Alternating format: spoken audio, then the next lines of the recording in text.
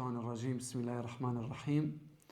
Alhamdulillahi rabbil alamin wassalatu wassalamu ala afdalil anbiya'i wal mursalin nabiyyina Muhammadin sallallahu alayhi wa sallam wa ala alihi wa sahbihi ajma'in. Allahumma alimna ma yanfa'una wanfa'na bima 'allamtana wa zidna ilman ya karim. Allahun jalla wa ala falenderojm, si gjithmonë. Salavatet dhe selamet ja dërgojmë njeriu të më të dashur zemrave tona, Muhammed Mustafa sallallahu alaihi wasallam, familjes së tij të pastërt, shokëve të tij besnik dhe të gjithë atyre të cilët ndjekin në rrugën e këtij pejgamberi deri në ditën e gjykimit.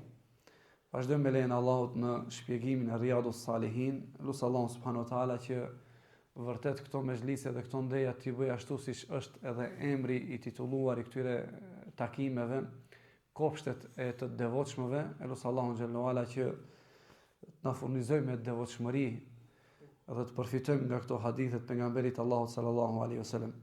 Vëllezër, ju tash e dini se jemi në kapitullin e sabrit që e ka sjell Imam Nevaviu, dhe hadithi i radhës gjithashtu ngërthen vetvete sabrin, durimin, këtë virtyt dhe këtë cilësi, pa të cilën cilësi dhe virtyt nuk do të kishte mundësi që besimtari ta shijonte ëmbëlsinë e imanit e as të rrugtonte drejt Allahut subhanahu wa taala. Për këtë arsye Omeri radiallahu anhu pa thënë, pasha Allahun nuk e kemi gjetë jetën e mirë përveç se me sabër dhe me durim.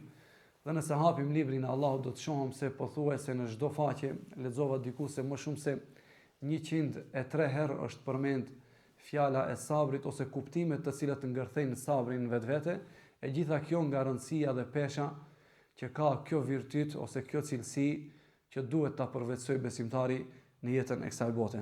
Madje dhe pejgamberi Allahut sallallahu alaihi wasallam ka inkurajuar dhe na ka mësuar në shumë hadithe, në shumë mësime, në shumë udhëzime se besimtari duhet të jetë sabërli dhe se shpërblimet e këtij virtyti ose kësaj vepre janë pa hesab tek Allahu subhanahu wa taala. Andaj lutem Allahun xhallahu ala që Allahu ta shtoj sabrin në zemrat tona përballë çdo sfide dhe çdo vështirësie me të cilën ballafaqohemi dhe përballemi në jetën e kësaj bote.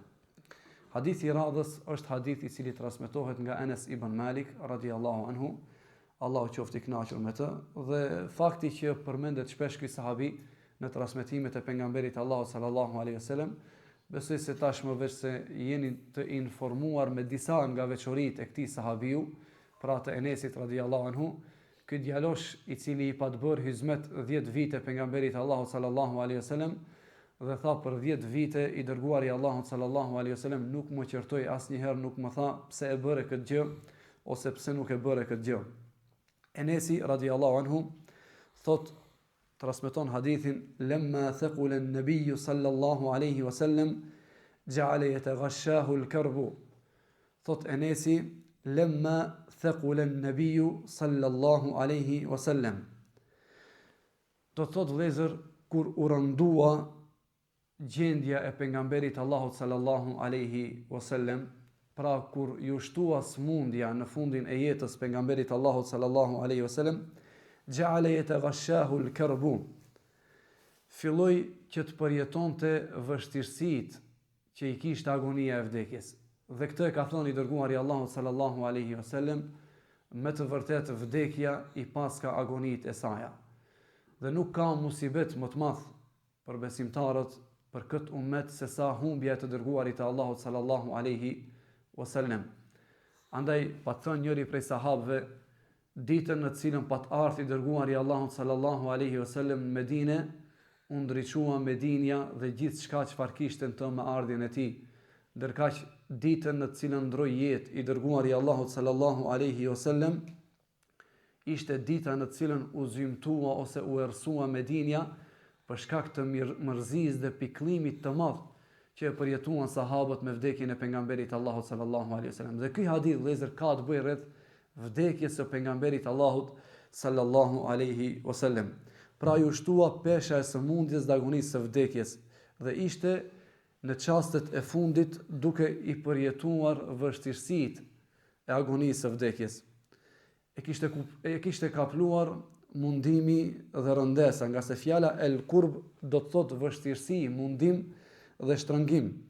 E atëherë në këto momente vëllezër, Faqalet Fatimatu radiyallahu anha, vazhdimi i hadithit, tha Fatimja radiyallahu anha, Allahu qoftë i kënaqur prej saj, vajza e të dërguarit të Allahut sallallahu alaihi wasallam, tha, sa i madh është mundimi i babait tim.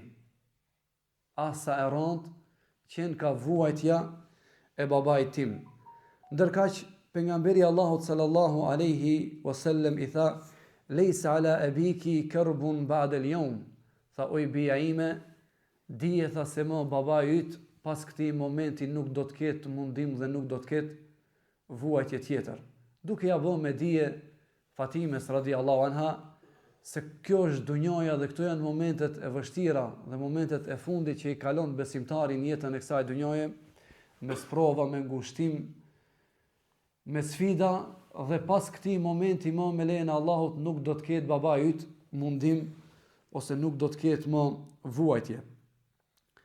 Kur ndroi jetë pejgamberi Allahut sallallahu alaihi wasallam, vëllezër, pasi që ishte në afërsi të Fatimes, edhe pse është në një hadith tjetër që transmetohet nga Abu Bekri radhiyallahu anhu, se aty ishte pranë edhe Aisha, dhe siç dihet në hadithin e njohur që pejgamberi Allahut sallallahu alaihi wasallam ndroi jetë duke qenë afër Aishës, mirë po në këtë hadith, me atë që thonë dietarët islam, thuhet se janë ndruar vazhdimisht momentet e fundit. Njëherë është afruar Fatimja, njëherë është afruar Aisha radhiyallahu anha.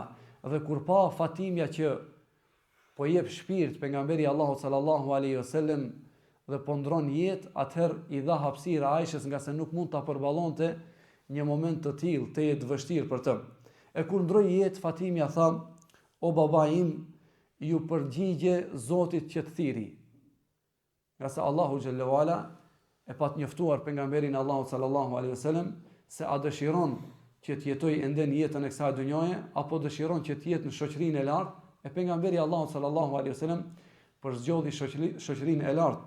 Tha, ju përgjigje Zotit që të thiri, pastaj tha, o baba im, Xheneti Firdaus është vendbanimi yt.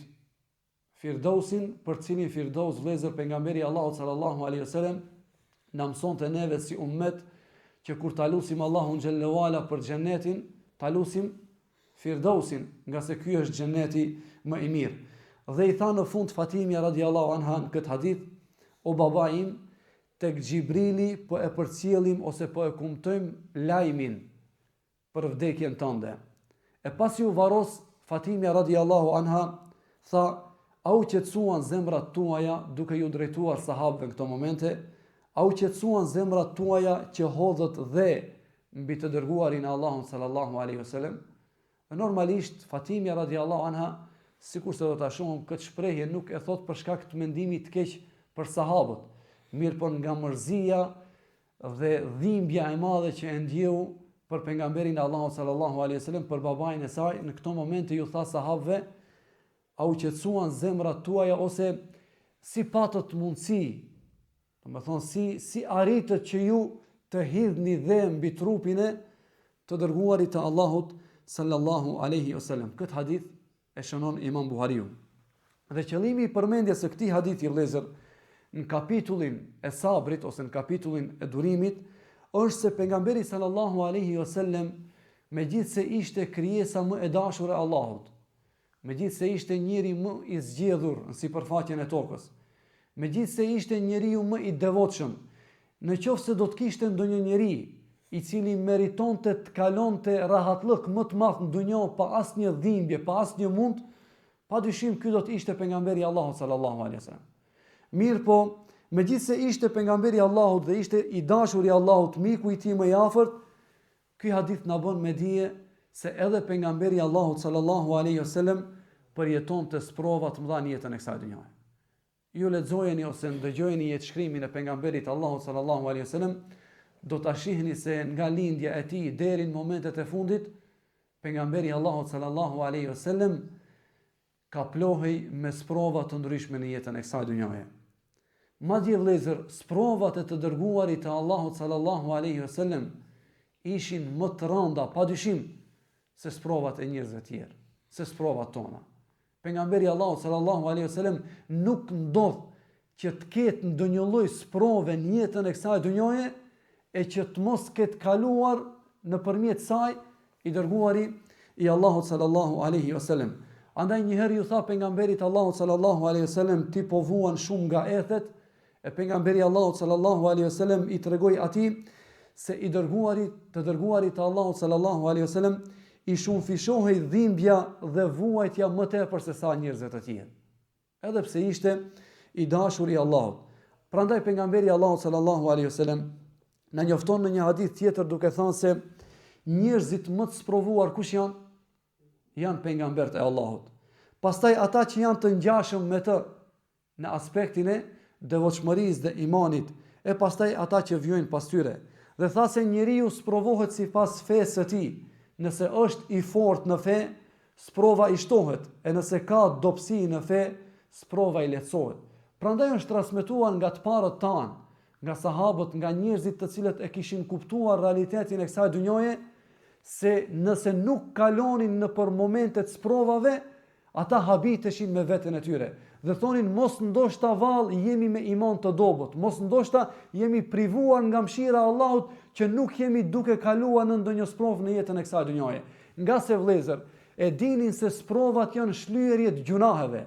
Për këtë arsye thonin sahabët dhe të parët tanë, ne do të shkonim tek Allahu të falimentuar në qoftë se nuk do të ishin sprovat në jetën e kësaj dhunjoje. Andaj nëse nuk do të ishin sprovat, ne do të dilshim tek Allahu xhallahu ala të falimentuar. Po janë sprovat, janë telashet, janë dhimbjet, janë smundjet, janë vuajtjet, të cilat vuajtje, smundje, dhimbje e vështirësi ja shlyen besimtarit mëkatet në jetën e kësaj dhunjoje dhe i janë ngrin gradat tek Allahu subhanahu wa taala.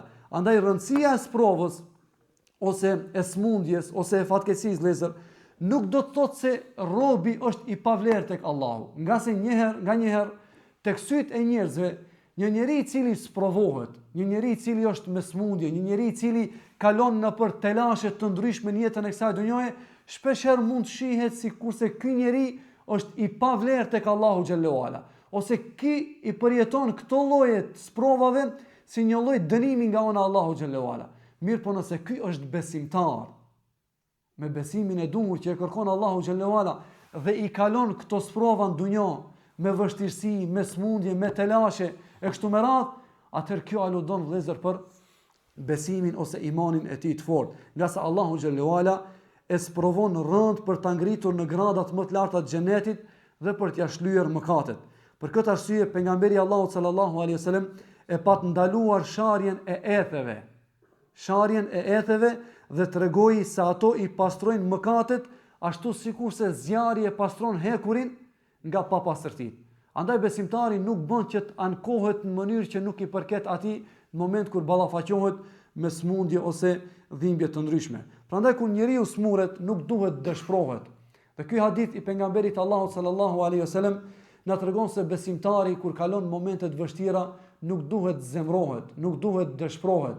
Mirë, po duhet të ketë mendim të mirë për Allahun subhanahu wa taala dhe duhet të jetë falëndërues karshi Allahut subhanahu wa taala për pjesën tjetër të begative që Allahu xhallahu ala ja ka dhënë. Edhe pse pejgamberi Allahut sallallahu alaihi wasallam vëllezër në këtë hadith përjetonte dhimbje të mëdha, ai ishte i durueshëm.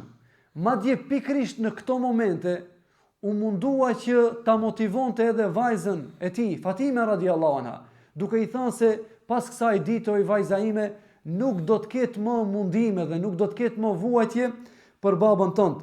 Andaj Fatime radhiyallahu anha, megjithse në natyrën e saj është femër dhe normalisht dihet që femra më vështirë e ka për t'i përballuar situatat e tilla, i tha pejgamberit sallallahu alaihi wasallam dhe tha në ato momente, ah sa i madh është vuajtja ose sa e madhe është vuajtja që po e përjeton babai im në këto momente.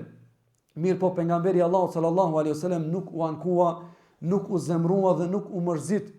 Përkundrazi dorojnë momentet më të vështira duke shpresuar shpërblimin tek Allahu subhanahu wa taala. Dhe kjo do të thotë vëllezër, ky ngushëllim që pejgamberi Allahut sallallahu alaihi wasallam ja tha Fatimes, do të thotë se vuajtja e kësaj bote ose vështirësitë në jetën e kësaj dhunjoje, sado që të jenë të rënda, duhet besimtari ta kuptojë se ato janë të shkurta dhe janë kalimtare. Për këtë arsye thot Ibn Qayyim rahimahullah, e ka një thënie të tij, e cila thënie do të duhet na shërbente si rregull në jetën e kësaj dunjoje përballë shumë sprovave dhe sfidave që i përjeton besimtari. Thotë Ibn Qayyim vëllezër, në qoftë se krejt kjo dunjë, me çfarë ka në të, do të vijë një moment kur do të përfundoj, apo? Të gjithë ne besojmë se kësaj dunjoje dhe kësaj jete do t'i vijë fundi. Thotë Ibn Qayyim, nëse besimtari është i vetëdijshëm se nëse krejt kjo dunjë me çfarë ka në të do të përfundon një ditë, si ka mundësi që të mos jetë optimist se problemet e tij do të përfundojnë? Si ka mundësi që të mos mendoj besimtari se edhe vështirësitë e tij në jetën e kësaj dunjoje janë kaluese? Përderisa kjo dunjë është kalimtare, si ka mundësi që një problem i joni që është brenda kësaj dunjës të mos jetë kalimtar? Po thjesht është çështje momenti, thjesht është çështje sprove që Allahu xhallahu ala të sheh nga ne se si do ta tejkalojmë këtë sprovë ose këtë bela në jetën e kësaj dunjoje. Problemi më i madh është vëllezër kur sprovat pasojnë njëra tjetrën dhe kur njeriu kalon nga sprova në sprovë, sikurse që kaloi i dërguari Allahu sallallahu alaihi wasallam dhe vjen momenti për të kaluar një ndër sprovat më të mëdha. E qëndryshe pejgamberi Allahu sallallahu alaihi wasallam e quajti kiamet për njeriu në moment kur i vije vdekja. Andaj nuk tha pejgamberi Allahu sallallahu alaihi wasallam se kur vdes njeriu ky është kiameti për të. Ky është një farë lloj kiameti që realisht është stacioni i parë në cilin besimtari ballafaqohet me jetën e gajbit, me diçka të cilën nuk ishte e njohur në jetën e kësaj dunjoje. Fjala e Fatimes, vëllezër, kur i tha pejgamberit Allahu sallallahu alaihi wasallam sa e madh është vuajtja e babait tim këtë hadith, nuk konsiderohet prej ankesave të ndaluara, nga se ka ankesa nga njëherë që del nga besimtari, ankesa ose vuajtje ose shfaqje të hidhrimit e cila nuk përbën etik në raport me Allahun xhallahu ala. Ne sot shohim shumë njerëz të cilët nuk kanë edukat në raport me Allahun në moment kur ballafaqohen me ndonjë vështirësi. Sa njerëz ne ndëgjojmë vëllezër kur ju vjen ndonjë smundje, të cilët thonë ruana Zot, po çka i bona unë Allahu që më sprovon këtë formë. Sa njerëz gjejmë kur Allahu i sprovon me humbjen e ndonjë të dashurit, të cilët thonë, a thua vallë, çka i bona Allahut unë që ma mori, për shembull filan fëmijën ose një prej antarëve të dashur të familjes. Dhe kjo nuk është etik e besimtarit që cilët në këtë formë me Allahun xhallahu ala, nga se ne të gjithë themi me gojat tona inna lillahi wa inna ilaihi rajiun. Ne jemi të Allahut dhe kthimi jon dihet që është vetëm tek Allahu subhanahu wa taala.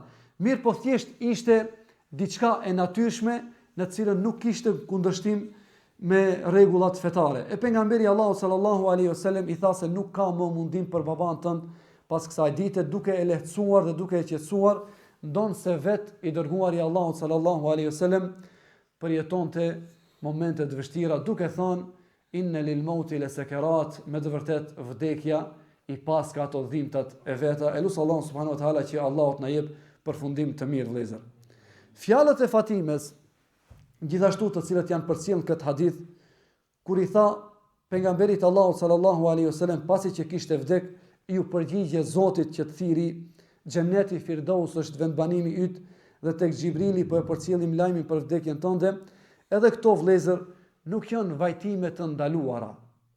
Nga se ka prej llojeve të vajtimeve që njerëzit i bëjnë momente fatkeqësie, sidomos në rast vdekje, të cilët janë të ndaluara në fenë e Allahu xhallahu ala, sikurse që është ngritja e zërit me britma ose të qara. Dikur në për vendet tona, unë personalisht nuk kam pa, po ata të cilët janë më të vjetër, shpesh herë thonë se më para, kur ka pas raste vdekje, gratë sidomos janë në mënyrë të organizuar e kanë qajtë gjenazën.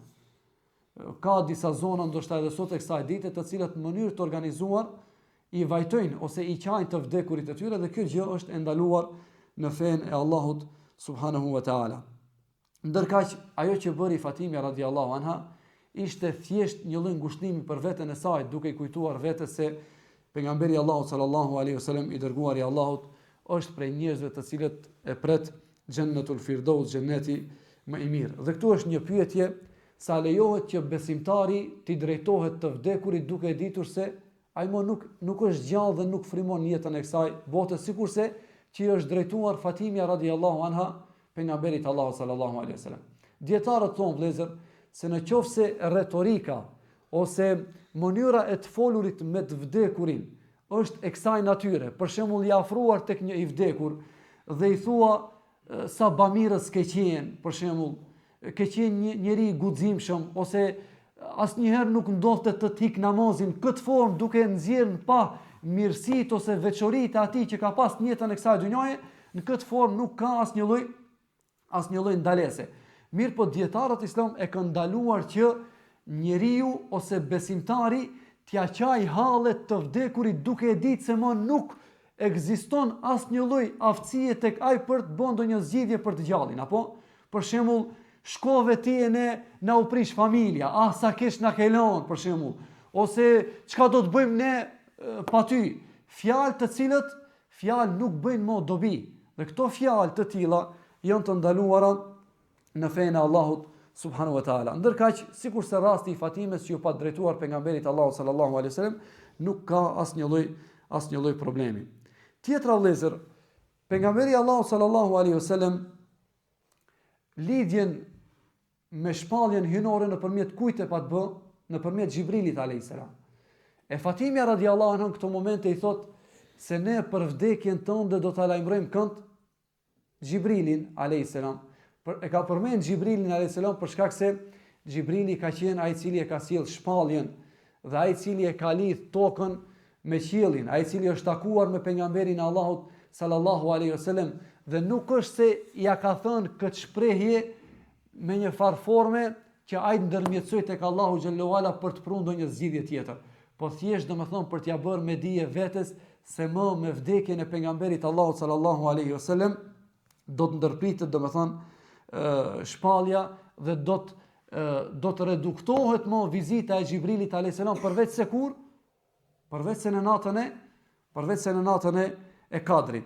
Andaj tha, o baba im tek Xhibrili po e përcjellim lajmin për vdekjen tënde. Dhe njoftimi i vdekjes në origjinë do të thotë të lajmërosh për vdekjen e dikujt. E dietarët islam kanë folur për dispozitën e njoftimit të vdekjes, edhe pse në ato që ndodh tek populli jon që quhet ndryshe sall nuk është se ka ndonjë bazë vëllezër. Që hypin njerëzit, domethënë del imamin minare dhe thret i njofton njerëzit për vdekjen e dikujt. Gjykimi i njoftimit për vdekjen e dikujt në Islam ndahet në dy lloje. Njoftim i ndaluar, ai që bëhen në kohën e ignorancës, përmburje dhe krenari. Domethënë në kohën e xahilietit, njerëzit ka pas raste të cilët kanë njoftuar për vdekjen e dikujt, mirë po duke u mburur dhe duke u krenuar për vdekjen e dikujt. Dhe e dyta është njoftimi i lejuar që bëhet për të njoftuar njerëzit vetëm me qëllim për të falë namazin e xhenazës. Dhe nuk është njëri prej dietarëve thotë, nuk është larg këtij ndalimi të parë që përmendëm lloji të parë, edhe ajo që bëhet sot nëpërmjet gazetave ku njoftimet për vdekje shoqërohen me mburje dhe lavdrime të tepruara. Sot është interesant se e keni pa ato që kanë vërejt në rrjetet sociale, ka disa prej njerëzve gëzohen ndoshta edhe për numrin e pëlqimeve që ju shtohet tek një rast i vdekur që e nxjerr. Sikur është bë trend, domethënë ky njoftimi i njerëzve e ka njoftuar antari i familjes, del dhe ai tjetri, del dhe ky tjetri dhe mbushen rrjetet sociale me fotografinë e njeriu të vdekur.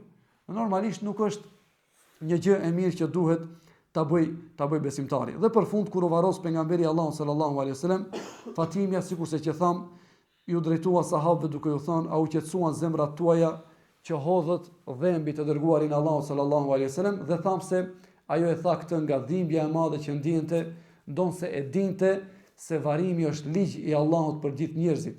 Dhe kjo është prej traditës së Allahut me krijesat e tij, që të vdekurit të varrosen dhe të mos lihen të ekspozuar, nga se varimi vëllezër është nderim për të vdekurin dhe ai që e varros fiton shpërblimin dhe gjithë e dim nëse çfarë sevapi ka një njeri i cili e fal namazin e xhenazës së dikujt, pastaj e përcjell derisa ai domethënë të varroset.